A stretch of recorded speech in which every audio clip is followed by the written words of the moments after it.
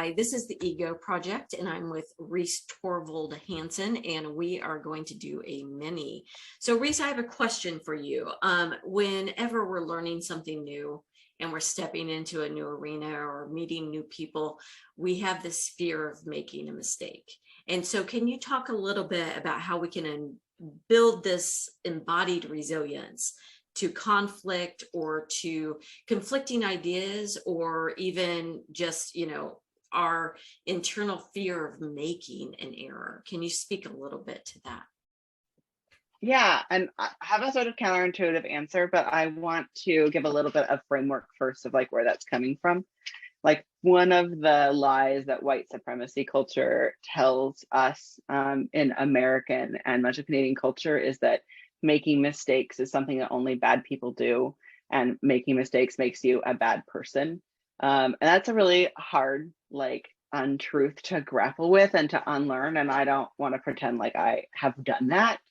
But what I have learned is it is really easy to get stuck in that, like, I don't want to make a mistake because I'm a bad person if I make mistakes, and I have to like be perfect all the time in order for people to think that I'm good and for me to belong.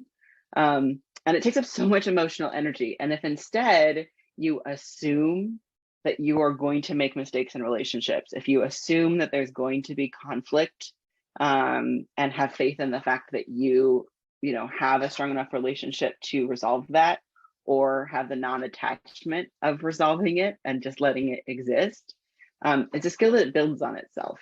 So I would say if you want to learn to be better at navigating conflict, and especially the rush of emotions and sort of freeze that can come up when you can feel that tension in the air, you need to create opportunities for you to make more mistakes. It's a muscle that you're going to be able to grow up on. So where are there places that you can practice low lifts of vulnerability? Where can you take smaller risks with smaller consequences of messing up, that then will allow you to build that capacity, to build that experience with that sort of hormonal adrenaline rush that comes into your body when you can feel that? Because the more that you experience it, the less of a crisis it's going to feel like.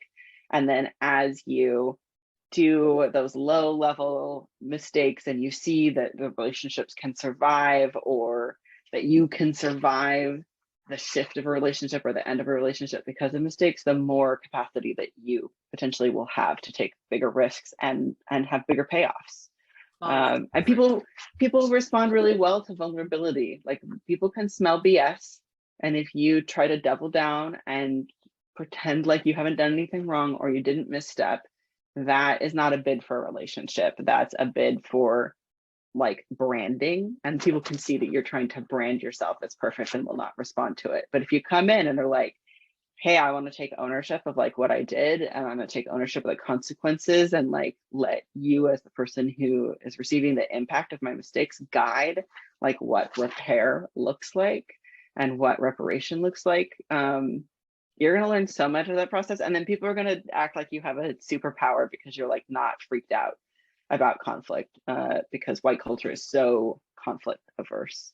Oh, that's so good. That's wonderful advice. And it gives so much opportunity to expand your world as opposed to staying in this little box. So I love that. Thank you. We all want more authentic connections, and pretending like we're perfect robots doesn't create authentic connection. And not everything is going to be repairable, and that's okay. Like, we all learn from, we all make mistakes.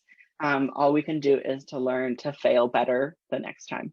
All right, perfect. Thank you so much. All right, thank you, Reese. We'll see you next time.